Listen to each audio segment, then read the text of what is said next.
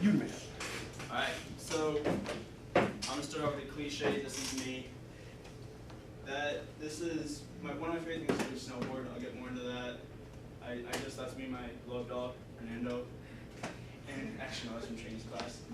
You have a blow up now. It's not mine. It's not mine. It's Mrs. Chain's.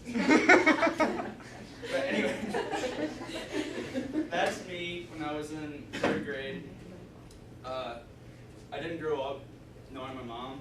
My grandmother raised me. My dad was a single dad, working 2 jobs. So I lived with my grandmother growing up, and she was young for grandma. She was early 40s, and so I always called her mom growing up. It wasn't grandma whenever, and I lived with her, so I'd wake up in the morning and be good morning mom. So yeah, I grew up with her, and I believe that mothers are the center of the family. I believe that everything revolves around your mom, and I believe they're the center. I'm gonna pull up my phone. Let's get my notes on it. This is my family. The upper left is my dad and my little brother.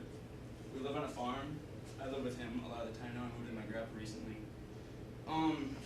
In summer of 2012, my grandmother was diagnosed with cancer. They gave her a month to live.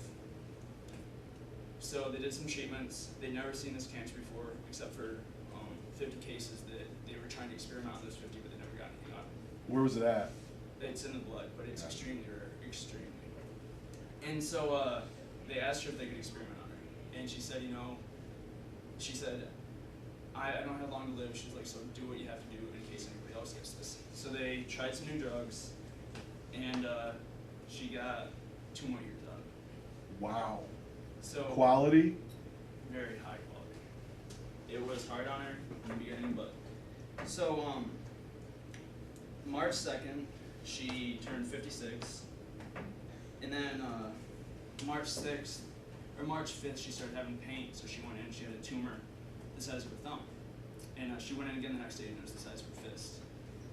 And March 6th, we got the call, and she decided that she was gonna just kind of take life the next couple days as best she could.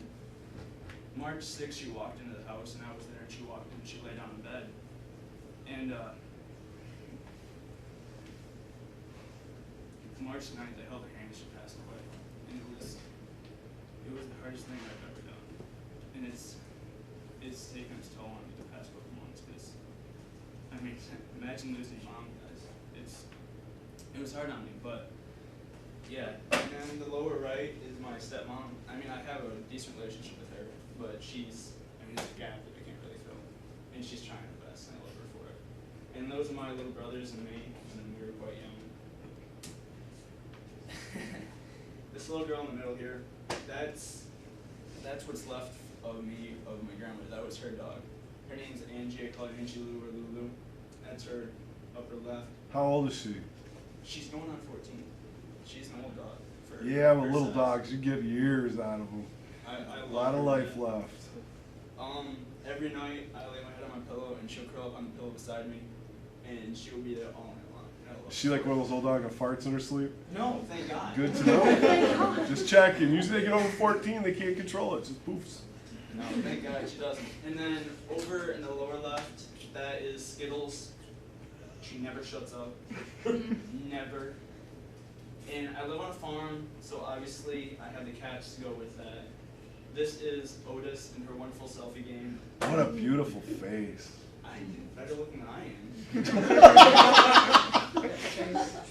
And then, I heard that. And then up top, half of those are her kittens, and the ones that aren't hers are her grand kittens. We've got like 30-some cats all around the farm now because of all the kittens just came in. I believe in living life to the fullest you can. Not gonna live much longer coming off the barn like that, dude. I mean, I was snowed in that day. I was bored out of my mind. I told my brother I was going to snowboard off the roof.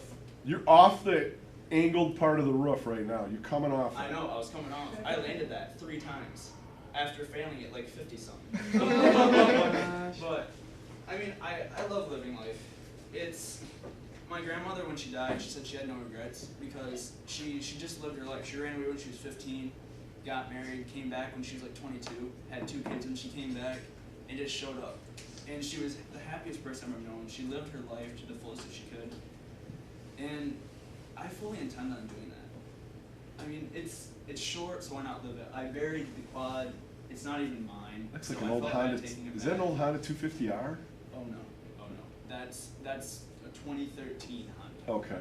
That's why I felt really bad. I It's broke just the my second back. time. 1986 Honda 250R. That's what I broke on. That's what it reminds me Come of. down on Almost top of like. you, or Pardon? how did you do it? Did it come down on top of you? I'll tell you afterwards. Yeah, I want to hear that story. But I love snowboarding. I started skiing 3 years ago. I got decent at skiing, decided it wasn't for me because I was too comfortable with it. And so I switched to snowboarding, and after repeatedly slamming my head on the ground without a helmet, I was convinced to put a helmet on. And after I put a helmet on, I got stupid. Stupider than attempting snowboarding. And I started to get better at it. And I'd gone out 2 times, and I could barely stay up, and I decided to snowboard off the roof. So that just shows how comfortable I am doing stupid things. I love snowboarding, skiing, quadding, and spending time with my friends. I mean, these guys are always here for me, and I love them for it. They've always stood by me, they always will. And I can put all the pictures of my friends on this computer, obviously, because I'm like, Machuna's going to take up half the screen himself. So, but yeah, and yeah, that's all I got.